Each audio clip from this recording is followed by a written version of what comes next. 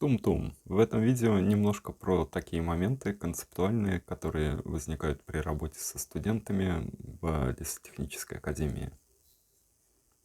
Там, конечно, огромная свобода для творчества, и можно придумывать свои истории, которые, может быть, трудно реализовать в реальной жизни. Но мне эта тема кажется очень интересной, и поэтому я не хотел бы ее терять.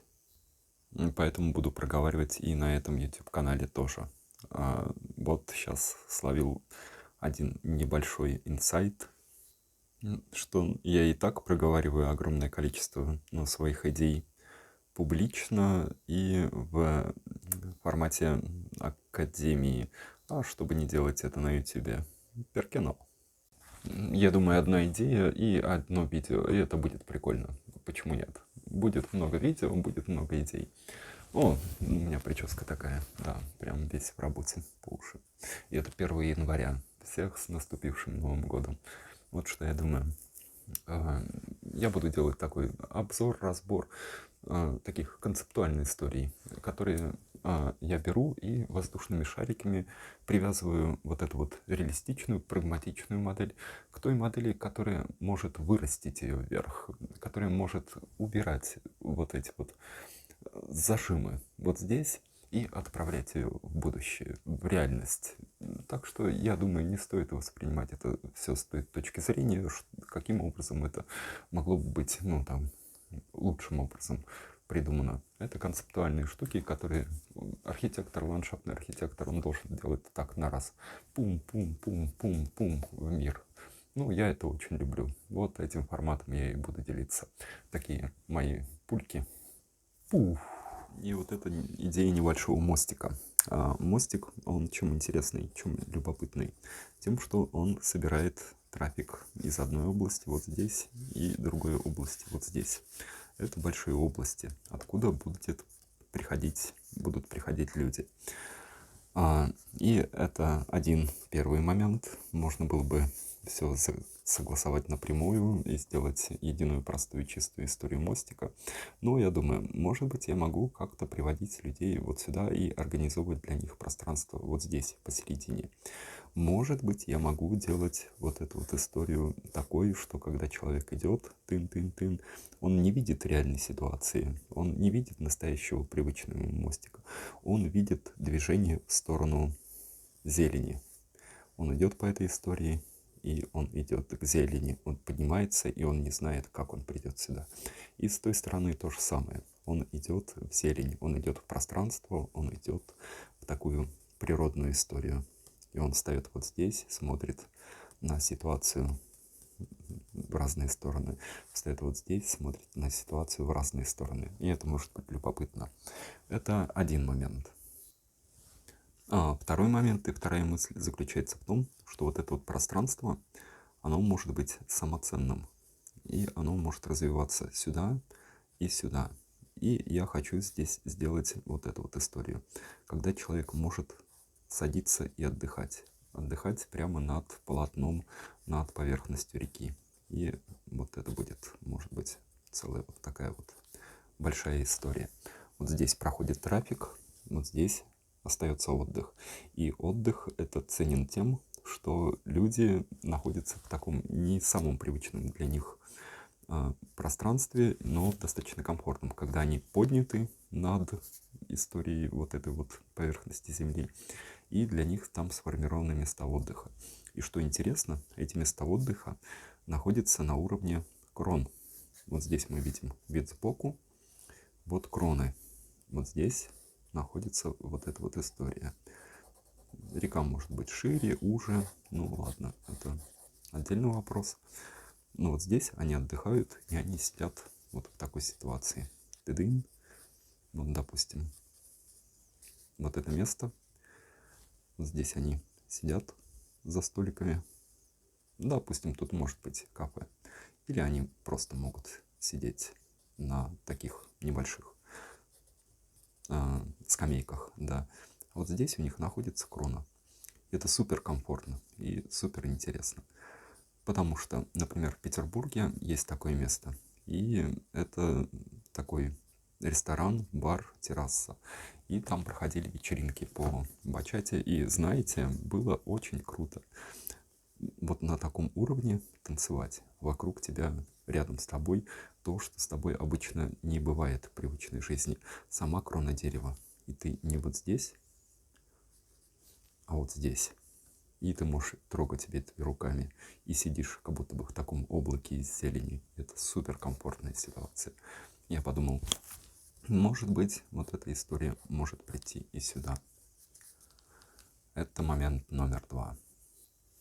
И момент номер 3, например, я когда думал про опоры для моста, какие могут быть, ну, может быть, здесь ситуация излишняя, но, в общем, посмотрим. Если, конечно, такая структура сюда приходит, то опоры здесь, конечно, они не излишние. Ну вот, у нас есть идея опор. Я думаю, эстетик туда может принести, конечно же, что? Конечно же, арочные структуры. Все, как я люблю. Но, если мы посмотрим на вот эту вот структуру моста и возможность идти по ней. Я не знаю пока, насколько это может быть широкая история, но если это, например, достаточно широкая история, и вокруг у меня есть вот эта вот история с деревьями, вот она. Почему, например, я не могу сделать так, вот, допустим, наш мостик, здесь эти деревья, почему я не могу инсталлировать ее историю с деревьями прямо в само тело моста. Вот это вид сверху. Здесь большое гранд дерево. Здесь небольшое. И оно, допустим, выращено здесь. И мост не убирает его, а использует в своей структуре. Вот в этой. Почему нет? Очень симпатично. Тыдын. Вот так. То есть, по сути, она как бы пробивает его, прорастает сквозь него и создает идею того, что вот это вот строение человеческое, оно сливается с тем, что создает сама природа. А если я посмотрю дальше и подумаю, вот, например, есть у меня вот эта вот идея с тем, чтобы люди могли отдыхать на уровне кроны. И есть вот эта структура вот здесь. Смотрите, пубум. Но у меня вот здесь хорошая композиция с деревьями. И вот здесь тоже симпатичная композиция с деревьями.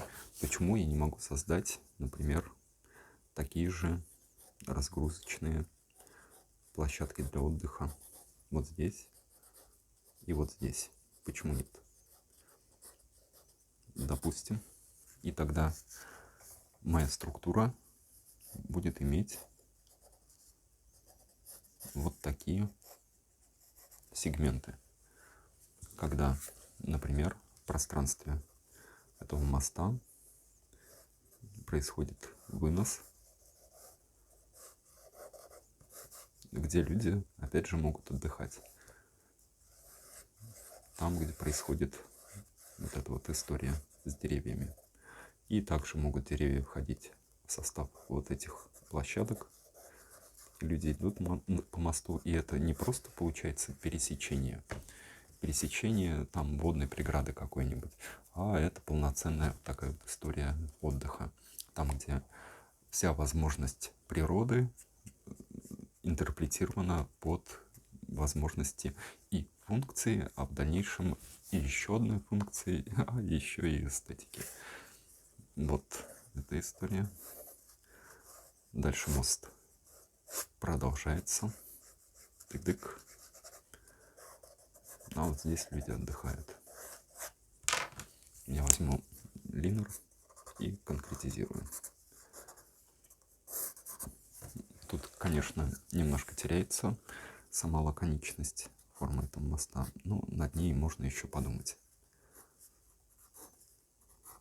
Мне сейчас важнее сама идея. И получается вот такой мост, который работает как функция. Мы идем, трафик, как вау-эффект, когда человек не видит, куда он придет. Это любопытно. Как функция идеи небольшой зоны отдыха и кафе вот здесь непосредственно над водой и в кронах деревьев, и как функция небольшой разгрузочной площадки с возможностью посидеть над привычным уровнем человека. Вот в этом сегменте и вот в этом сегменте. И упрощенно эта идея будет выглядеть вот так. Площадка, площадка, площадка. И вот сам мостик. Вот такая трехуровневая структура. Вот. Такая вот концептуальная архитектура ландшафтная. И такой вот скетчинг для иллюстрирования проектных идей. В духе моей итальянской школы скетчинга, да. Вот так это все выглядит вместе. В общем, если вам такие кульбиты и развлечения из области концептуальной ландшафтной архитектуры показались интересными, то ставьте лайк, подписывайтесь на канал. Меня зовут Эдуард Кичикин, и смотрите внизу в описании к видео много плейлистов по этой же теме и по рисунку, по скетчингу. Мой тип рисунка, он предназначен для того, чтобы иллюстрировать вот такой вот, течение мысли. Когда ты думаешь над проектом, там берешь и вертишь варианты по-быстрому, по-простому и степени достаточной для того, чтобы показать проект. И в то же время, как вы видите, достаточно эстетичный. Вот так это все работает в связке. Больше уроков у меня на Бусти.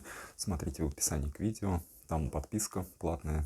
Там я более такие эти лайфхаки рассказываю, которые могут прям сэкономить вам очень много времени и усилий.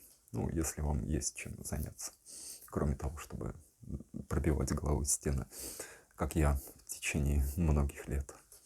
В общем, вот, всем чао-чао, пока.